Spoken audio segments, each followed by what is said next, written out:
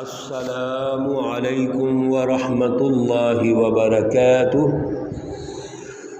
اعوذ باللہ من الشیطان الرجیم، بسم اللہ الرحمن الرحیم۔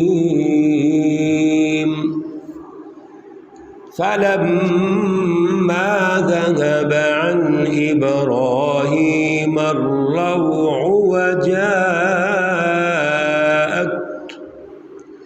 وجاءته البشرى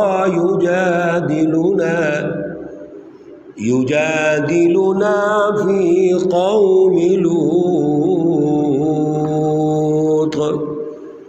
صدق اللہ العلی العظیم۔ اللہم صلی علی سیدنا و مولانا محمد النبی الأمی وعلی آلہ واصحابہ وبارک وسلم وصلی علیہ۔ انتہائی معزز بھائیوں اور بہنوں، آج جن آیات مقدسہ پر درس قرآن ہو رہا ہے،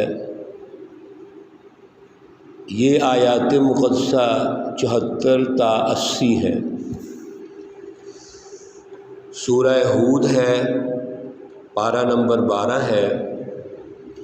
گزشتہ درس میں اللہ رب العزت نے ہمیں حضرت ابراہیم علیہ السلام کے عنوان سے بڑی اہم رہنمائی ارشاد فرمائی کہ ابراہیم علیہ السلام کے پاس جو فرشتے آئے اور انہوں نے آپ کو خوشخبری سنائی کہ اس بڑھاپے میں، جب کہ 100 سال کے قریب عمر ہو چکی ہے، حضرت سارہ سے اولاد نہیں ہوئی۔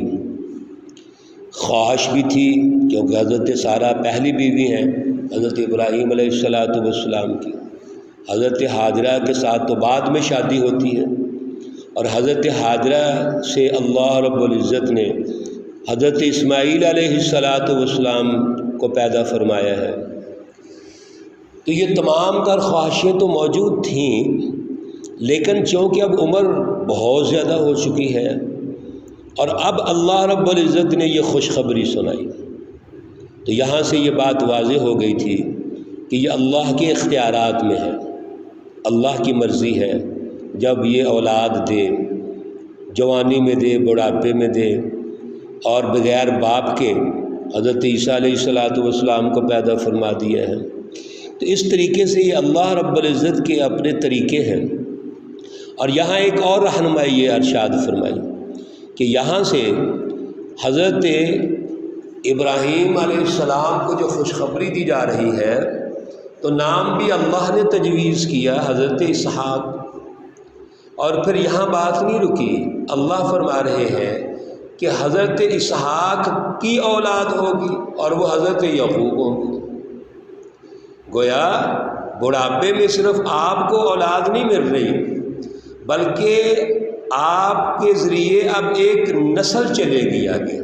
حضرت اسحاق تشریف لائیں گے، حضرت یعقوب علیہ السلام، اور پھر یہاں سے ایک نسل چلے گی بنی اسرائیل، جو حضرت عیسیٰ علیہ السلام پہ جا کے مکمل ہوگی۔ یہ بہت بڑی خوشخبری اور بہت بڑی رہنمائی تھی۔ چنانچہ اللہ رب العزت نے یہ عطا فرمایا۔ آج کی آیات مقدسہ میں حضرت ابراہیم علیہ السلام کے بارے میں اللہ ارشاد فرماتے ہیں، آیت نمبر 74 میں، فلما ذهب عن ابراہیم الروع وجاءته البشرى، یعنی جو پچھلا واقعہ ہم نے درس میں سنا تھا کہ حضرت ابراہیم علیہ السلام کو خوشخبری مل گئی، اور پھر جو مہمان نوازی کے طور پر مہمانوں کے سامنے پیش کیا گیا اور انہوں نے نہیں کھایا تھا، تو دل میں ایک کھٹکا پیدا ہوا، خوف پیدا ہوا۔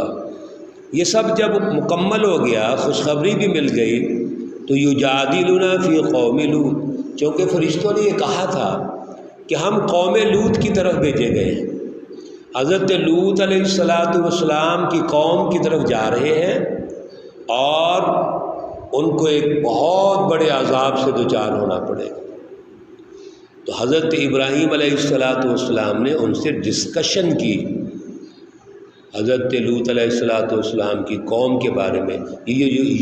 یجادلنا جو لفظ ہے جس کا مطلب یہ ہے کہ وہ جھگڑنے لگے، تو جھگڑنے سے مراد یہی تھا کہ ڈسکشن تھی، بات کو سمجھنا مقصود تھا اصل میں۔ ان ابراہیم لحلیم اواہ منیب، بے شک ابراہیم علیہ السلام بہت تحمل والے ہیں، نرم دل ہے اور اللہ کی طرف رجوع کرنے والے ہیں۔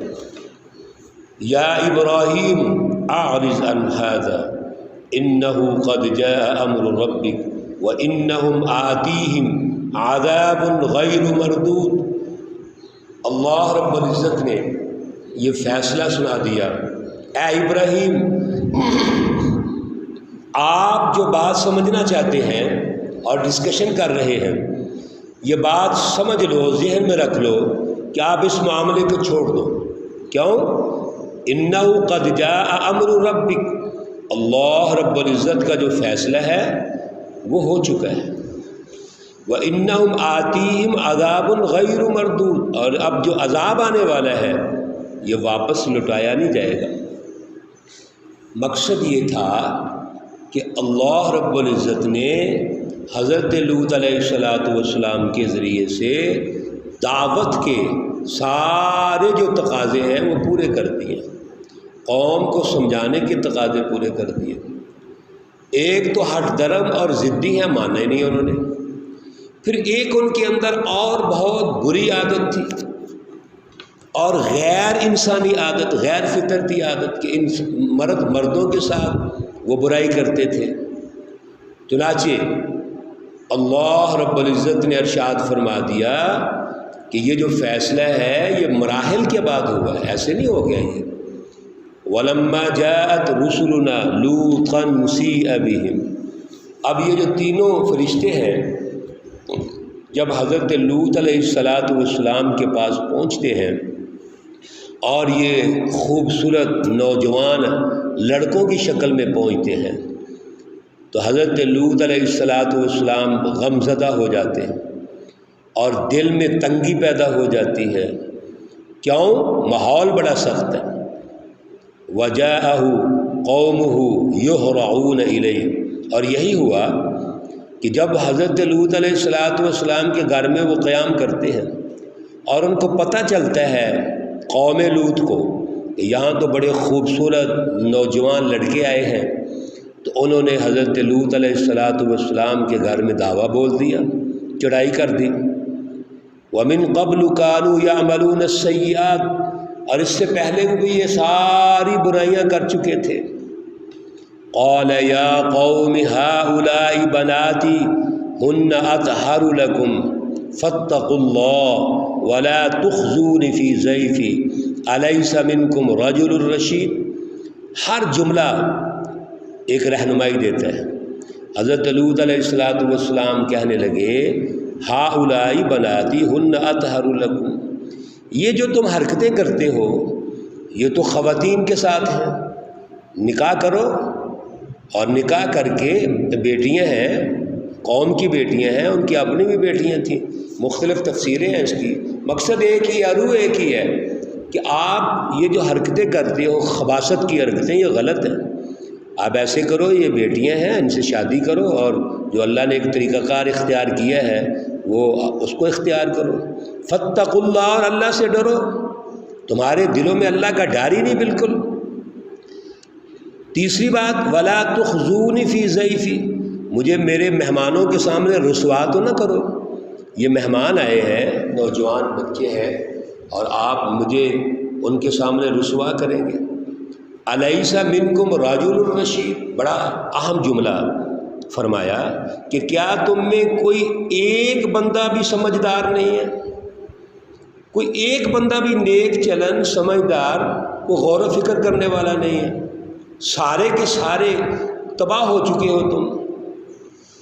جواب سنیے کیا کہتے ہیں، قالوا، کہنے لگے لقد علمت ما لنا فی بناتک من حق، یہ جو تم بیٹیوں کی بات کر رہے ہو، خواتین کی بات کر رہے ہو، ہمیں ان کی ضرورت نہیں ہے۔ وَإِنَّكَ لَتَعْلَمُ مَا نُرِيدُ، اور تو اچھی طرح جانتا ہے ہم کیا چاہتے ہیں۔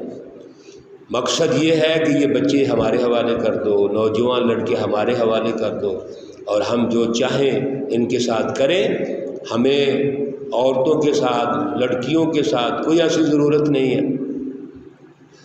حضرت لوط علیہ السلام فرماتے ہیں قال لو ان لی بکم قوہ، کاش میرے پاس اتنی طاقت ہو میں آپ کا مقابلہ کر سکوں، او آوی الی رکن شدید، یا کسی میں مستحکم پناہ میں چلا جاؤں۔ مقصد کیا تھا کہ اتنی گئی گزری قوم، ہٹ درم قوم، جو بات بھی نہیں مانتی، بات سنتی بھی نہیں ہے، مستقل بنیادوں پر دعوت کو بھی قبول نہیں کیا، ہر اچھے سے اچھا راستہ اختیار کر لیا، اور پھر جو خبیث عمل ہے، غیر فطرتی عمل، اس سے بھی باز نہیں آ رہے، اور پھر وہ غیر فطرتی عمل میرے مہمانوں کے ساتھ کرنا چاہتے ہیں۔ تو انسان کے دل میں بات تو آتی ہے نا کہ میرے پاس طاقت ہو تو میں ان کا مقابلہ کروں۔ محترم سامعین و سامعات، یہ واقعہ آگے جاری ہے، انشاءاللہ اس کو کل کے درس میں مکمل کریں گے، لیکن یہاں سے آپ اندازہ کیجئے کہ قوموں نے انبیاء علیہم السلام کو اور سچی جماعتوں کو کتنا پریشان کیا، کتنی تکلیفیں پہنچائی ہیں، کس طرح کی خباثتیں کی انہوں نے۔ اس لیے میں گزارش کرتا رہتا ہوں، ایک وہ جماعت ہے جو اللہ کی ہے، ہمیں اس کی دعوت کو سمجھنا ہے، ہمیں، اور وہ دعوت اس وقت کے عنوان سے سمجھائی جا رہی ہے، لیکن دور حاضر میں بھی وہ رہنمائی موجود ہے، اور اس دعوت کو سمجھ کر اس حزب اللہ کا ساتھ دینا ہے، اور اس کے مقابلے میں حزب الشیاطین کو سمجھنا ہے، کفار، مشرکین، منافقین، یہ جتنے اعلی کاری کے طور پہ کام کرتے ہیں بڑی بڑی طاقتوں کے لیے، ان کو بھی سمجھنا ہے، تاکہ ہم جب تجزیہ کریں تو حق اور باطل میں فرق کر سکیں، صراط مستقیم میں اور گمراہی کے راستے میں فرق کر سکیں۔ آج فرق ختم ہو گیا ہے، ہمارے اندر وہ تجزیاتی سکل نہیں رہی، ہم بس ہر نعرے کے پیچھے لگ جاتے ہیں، ہم اس کے تجزیاتی سسٹم میں نہیں آتے، جس کی وجہ سے ہم استعمال ہو جاتے ہیں۔ استعمال نہیں ہونا، یاد رکھیے، مومن کبھی استعمال نہیں ہوتا۔ لا یلدغ المؤمن بجوہر واحد مرتین، رسول اللہ صلی اللہ علیہ وسلم نے فرما دیا ہے کہ مومن ایک سراغ سے 2 دفعہ ڈنگ نہیں کھاتا۔ اس لیے مومن بنے، باشعور بنے، اعلیٰ نظریہ والا مومن بنے، اللہ رب العزت کا قرب حاصل کر کے مومن بنے، پھر دیکھیں شیطان بھاگ جائے گا۔ اللہ رب العزت ان آیات کا ہمیں فہم عطا فرمائے، شعور عطا فرمائے، اس کا اعلیٰ نظریہ عطا فرمائے، اس کی حقیقی روح ہمیں عطا فرمائے۔ اللہ رب العزت تمام مرحومین و مرحومات کو جنت الفردوس میں اعلیٰ مقام عطا فرمائے، ان کے صغیر کبیر گناہ معاف فرمائے۔ اللہ رب العزت تمام بیماروں کو شفائے کاملہ عاجلہ مستمرہ عطا فرمائے۔ کچھ احباب نے دعاؤں کے لیے کہا ہوا ہے، اپنی مشکلات و پریشانیوں کے لیے ریکویسٹ کی ہوئی ہے۔ ہم سب اللہ کی بارگاہ میں اللہ سے ریکویسٹ کرتے ہیں، التجا کرتے ہیں، درخواست کرتے ہیں کہ ان تمام ہمارے عزیز و اقارب بہن بھائیوں، دوست احباب کی اللہ رب العزت دعائیں قبول فرمائے، دعائیں پوری فرمائے، جائز حاجات کو پورا فرمائے۔ اللہ رب العزت سب کے لیے آسانیاں پیدا فرمائے۔ ربنا تقبل منا انك انت السميع العليم وتب علينا انك انت التواب الرحيم، وصلى الله تعالى على النبي الأمي محمد وعلى آله وأصحابه أجمعين برحمتك يا أرحم الراحمين۔ السلام عليكم ورحمة الله وبركاته۔